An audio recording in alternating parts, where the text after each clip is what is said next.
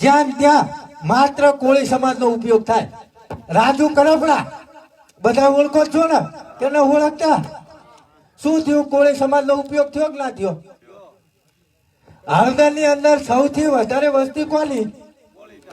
કોળી સમાજની. 85 જેટલા લોકો ઉપર કેસ થયો, એમાં સૌથી વધારે કેટલા કોળી? કેટલા? તો કે 75 કોળી હતા ને. પછી જેલમાં રહ્યા ભાઈ 3 મહિના અને બહાર આવ્યા, ભાજપ હારે સેટિંગ કરી નાખ્યું. તો ઓલા તારા બાપા 75 ઉપર કેસ થયા, એનું શું? એ તો અમારા સમાજના હતા. થયું કે નહીં આવું? અને એ અત્યારેની મારા જિલ્લા પંચાયત જીતી અને જિલ્લા પંચાયત નો સદસ્ય થયો અને કોળી બધા મુદત ભરો. આવું થયું ને. અને હું તો હજુ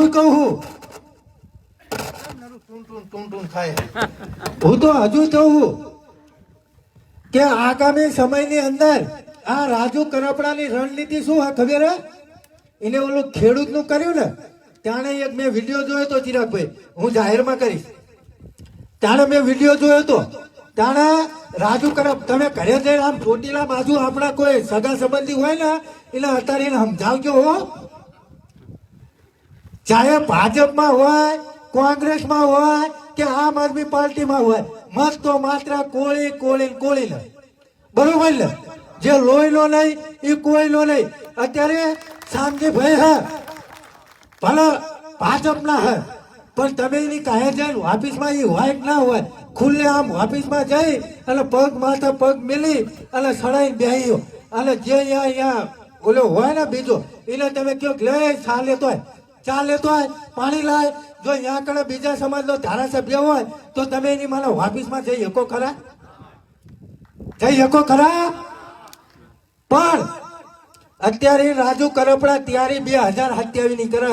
પણ હું તો કહું છું કે આ બેટા અમે તૈયારીમાં છીએ. એની માને કોઈ પણ પક્ષનો બોલે હામો કોળી હશે ને, અમે અહીંયા ખુલ્લે આમ પ્રચારમાં આવવાના છીએ. જ્યારે ખેડૂતોની રેલી કરી ને ત્યારે એક ગામનું નામ તો હું ભૂલી જ ગયો, મેં વિડીયો ઉતાર્યો હતો. ત્યારે આ ભાઈ એવું બોલ્યા હતા રાજુ કરપડા કે આ કોળી સમાજે મને બહુ જ મદદ કરી છે. એટલે પણ હું તો મનમાં વિચારતો તો તારા બેટા 2027 ની તૈયારી હે ને એટલે કોળી સમાજ યાદ આવે.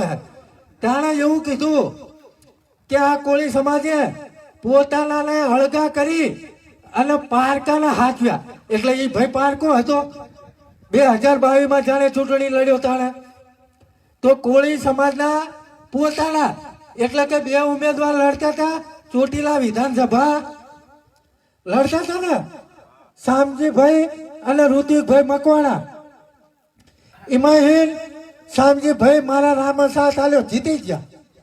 પછી ઋતિકભાઈ રહ્યા 3જા નંબર.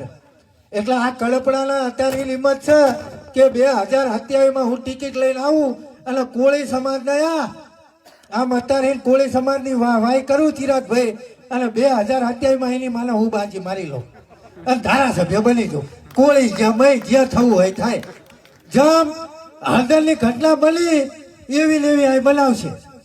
અને ખરેખર જો એ ખેડૂતોનો હમદર્દી હોત તો અત્યારે આ ડીઝલની લાઈનો થાય તો એના બાપા મોદી સાહેબને કંઈક કે એક શબ્દ બોલ્યા નથી. બોલ્યા માત્ર ને માત્ર રાજકીય રીતે કોળી સમાજનો ઉપયોગ થાય એટલે થતો. સાચું કહેજો તમે, ભગવાન માતાજીનું સ્વાગત કરીને કહેજો. થાય ને આપણા બંધ કરજો. આપણો કોઈના ગુલામ નથી. આપણો કોઈ પક્ષનો પ્રચાર ન કરો. હા, સમાજનો ગમે એમાં ઉભો હોય, ભાજપમાં ઉભો હોય તો ઝંડો લઈને જવાનો કે મારો સમાજનો હોય. આપણે એ કામનો વ્યક્તિ છે. કોઈ પણ પક્ષમાં ઉભો હોય, આ હું તમને જાહેરમાં કહું. બાકી આપણે કોઈ એવા મોટા અને અધરના મોટા બનાવીને કઈ કામ નહીં જે માત્ર આપણો ઉપયોગ કરી જાય. અને હજુ રાજુ કરપડા હું કહું કે ઓલા 75 ઉપર કોળીના કેસ છે ને, તું ભાજપમાં જોડાણો ભલે જોડાણો, અમને કઈ વાંધો નહીં. પણ એ 75 ના કેસ તો પાછા ખેંચાય. ખોટી વસ્તુ હે. અમને પેટમાં બળતરા થાય હે.